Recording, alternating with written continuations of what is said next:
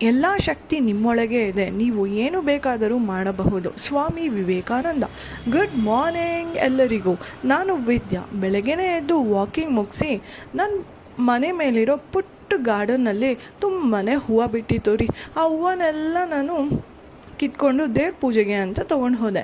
ನಂತರ ಹಾಲು ಕಾಯಿಸಿ ಎಲ್ಲರಿಗೂ ಕೊಟ್ಟು ತರಕಾರಿ ಹಚ್ಚಿ ಉಪ್ಪಿಟ್ಟು ಮಾಡೋಣ ಅಂತ ಉಪ್ಪಿಟ್ಟು ಮಾಡ್ತಾಯಿದ್ದೀನಿ. ಸೊ ಉಪ್ಪಿಟ್ಟಂತೂ ಕೊತ್ತಂಬರಿ ಕಾಯಿ ಇಲ್ದಿರ ಕಂಪ್ಲೀಟ್ ಆಗುತ್ತಾ? ಆಗೋದೇ ಇಲ್ಲ. ಸೊ ಕೊತ್ತಂಬರಿ ಕಾಯಿ ಹಾಕಿ ಚೆನ್ನಾಗಿ ಮಿಕ್ಸ್ ಮಾಡಿ ತಿಂತಾಯಿದ್ರೆ ಆಹಾ.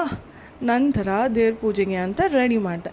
ಸೊ ಹೂವನ್ನೆಲ್ಲ ಜೋಡಿಸಿ ದೇವ್ರ ದೀಪ ಅಂಟಿಸಿ ದೇವ್ರಿಗೆ ಪೂಜೆ ಮಾಡಿ ನಾನು ಬಟ್ಟಿಟ್ಕೊಂಡು ನಾನು ಕಂಪ್ಲೀಟ್ ಆಯಿದೆ. ಆಮೇಲೆ ನನ್ನ ಮಕ್ಕಳು ಟಿ ವಿ ನೋಡ್ತಾಯಿದ್ರು.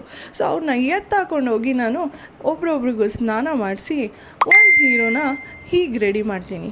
ಟನ್. ಆ ಹೀರೋಗೆ ವಾಚ್ ಇಲ್ದಿರ ಡೇನೇ ಹೋಗಲ್ಲ. ಸೊ ವಾಚ್ ಹಾಕಿ ನೆಕ್ಸ್ಟ್ ಇನ್ನೊಂದು ಹೀರೋನ ರೆಡಿ ಮಾಡಿ ತರಕಾರಿ ಹಚ್ಚೋಣ ಅಂತ ಮತ್ತೆ ತರಕಾರಿ ಹಚ್ಚಿ ಸಾಂಬಾರು ಮಾಡ್ತಾಯಿದ್ದೀನಿ. ಏನು ಸಾಂಬಾರು ಅಂದರೆ ಪಪ್ಪು ಸಾಂಬಾರು. ಕನ್ನಡದಲ್ಲಿ ಹೆಸರು ಬೇಳೆ ತವೆ. ಆಹಾ, ತಿಂತಾಯಿದ್ರೆ ಈ ಬೇಸಿಗೆ ಕಾಲಕ್ಕೆ ತುಂಬಾ ರುಚಿಯಾಗಿರುತ್ತೆ. ತೊಗರಿಕಾಯಿ ಪಲ್ಯ ಅಂತೂ ರೆಡಿಯಾಗಿದೆ ಸಾಂಬಾರು ಜೊತೆಗೆ. ಮತ್ತು ಅಡುಗೆ ಮನೆ ಎಲ್ಲನೂ ನೀಟ್ ಮಾಡಿ ಅಡುಗೆ ಮನೆ ಕೆಲಸ ಫಿನಿಶ್ ಆಯಿತು. ಅಷ್ಟೊತ್ತಿಗೆ ನಮ್ಮ ಚಾಲಿ ಒಬ್ಬನೇ ಇದ್ದ. ಅವನ್ನ ಮಾತಾಡ್ಸೋಣ ಅಂತ ಮಾತಾಡ್ಸೋಕ್ಕೋದ್ರೆ ಅವನು ತುಂಬಾ ಕ್ಯೂಟಾಗಿದ್ದಾನೆ. ಆಮೇಲೆ ಇನ್ನೊಂದಿದೆ ನೋಡಿ, ನಮ್ಮ ಪುಟ್ಟ ಚಾರ್ಲಿ, ನಮ್ಮ ಹೀರೋ. ಅವನಿಗೆ ಊಟ ಮಾಡಿಸೋ ಅಷ್ಟಕ್ಕೆ ನಂಗೆ ಸಾಕಾಗೋಗುತ್ತೆ. ನಾನು ಮಾಡಿರೋ ಅಡುಗೆನ ನಾನೇ ತಿಂತ ತುಂಬ ಖುಷಿಯಿಂದ ಮಕ್ಕಳ ಜೊತೆ ಆಟಾಡ್ತಾಯಿದ್ದೀನಿ.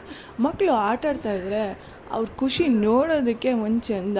ಅವ್ರ ಖುಷಿ ನೋಡ್ತಾ ಇದ್ದರೆ ತಾಯಿ ಅದಕ್ಕಿಂತ ಬೇರೆ ಸಂತೋಷ ಇನ್ನೇನು ಬೇಕಿದೆ ಹೇಳಿ ನೀವೇ. ಹೀಗೆ ಮಕ್ಕಳ ಜೊತೆ ಆಟಾಡ್ತಾ ಅವ್ರನ್ನ ನೋಡ್ಕೊತ ನಾನು ತುಂಬಾ ಖುಷಿಯಾಗಿದೆ.